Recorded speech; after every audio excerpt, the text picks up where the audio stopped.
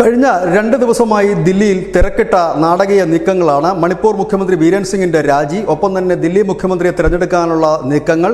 ഇപ്പോഴത്തെ പഞ്ചാബിലേക്കാണ് എല്ലാ കണ്ണുകളും തിരിയുന്നത്. അതിനിടയിൽ ഒരു സുപ്രധാന ബില്ല്, അതായത് വഖഫ് ബോർഡ് ബില്ല്, വഖഫ് ഭേദഗതി ബില്ല് പാർലമെന്റിലേക്ക് എത്തിക്കാൻ BJP ഒരുങ്ങുന്നു. ഈ പാർലമെന്റ് സെഷൻ ഫെബ്രുവരി 13-നാണ് പാർലമെന്റ് സെഷൻ അവസാനിക്കുന്നത്. അതിനു മുമ്പ് ബില്ല് സഭയിൽ എത്തിക്കാനുള്ള നീക്കമാണ് ഇപ്പോൾ BJP നടത്തുന്നത്. തിരക്കിട്ട നീക്കം തന്നെയാണ്.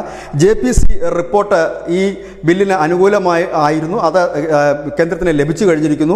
ആ ഒരു സാഹചര്യത്തിലാണ് ഇത് അവതരിപ്പിക്കാനായി ഒരുങ്ങുന്നത്. ദില്ലി നിയമസഭാ തെരഞ്ഞെടുപ്പിന് മുമ്പ് അവതരിപ്പിക്കാനായിരുന്നു BJP നീക്കമെങ്കിലും പിന്നീട് അത് നീണ്ടുപോവുകയായിരുന്നു. ഏതായാലും ഈ സെഷനിൽ തന്നെ ബില്ല് എത്തിക്കാനുള്ളൊരു നീക്കവുമായി BJP കേന്ദ്ര നേതൃത്വം നീങ്ങുന്നു എന്നുള്ളതാണ് ഏറ്റവും പ്രധാനപ്പെട്ട വാർത്ത. ഫെബ്രുവരി 13-ന് ഈ സെഷൻ അവസാനിച്ചതിന് ശേഷം മാർച്ച് 10-നാണ് അടുത്ത പാർലമെന്റ് സമ്മേളനം ആരംഭിക്കുന്നത്. അത് ഏപ്രിൽ 4 വരെ ഉണ്ടാകും. ഒരുപക്ഷെ ഈ ബില്ല് പാർലമെന്റിൽ എത്തിച്ചതിന് ശേഷം ഇതിന്റെ വോട്ടെടുപ്പും മറ്റു കാര്യങ്ങളിലും മാർച്ചിലേക്ക് നീളാനുള്ള സാധ്യതയും കാണുന്നുണ്ട്. നിലവിൽ പാർലമെന്റിൽ BJPക്കും സഖ്യകക്ഷികൾക്കും കൂടെ ഈ ബില്ല് വളരെ എളുപ്പത്തിൽ പാസ്സാക്കിയെടുക്കുവാനുള്ള അംഗബലമുണ്ട്. അതുമാത്രവുമല്ല, JPCയിൽ ഭൂരിപക്ഷം അംഗങ്ങളും ബില്ലിനെ അനുകൂലിച്ച ഒരു സാഹചര്യം കൂടിയുണ്ട്. അങ്ങനെ നോക്കുമ്പോൾ ഈ ബില്ലിൽ നിലവിൽ പ്രതിസന്ധികളൊന്നും തന്നെയില്ല. രാജ്യസഭയിലേക്കോ മറ്റോ വരുമ്പോൾ അല്പം പിരിമുറുക്കം ഉണ്ടാകാനുള്ള സാധ്യതകൾ മാത്രമാണ് നിലവിലുള്ളത്. News desk, news India Malayalam.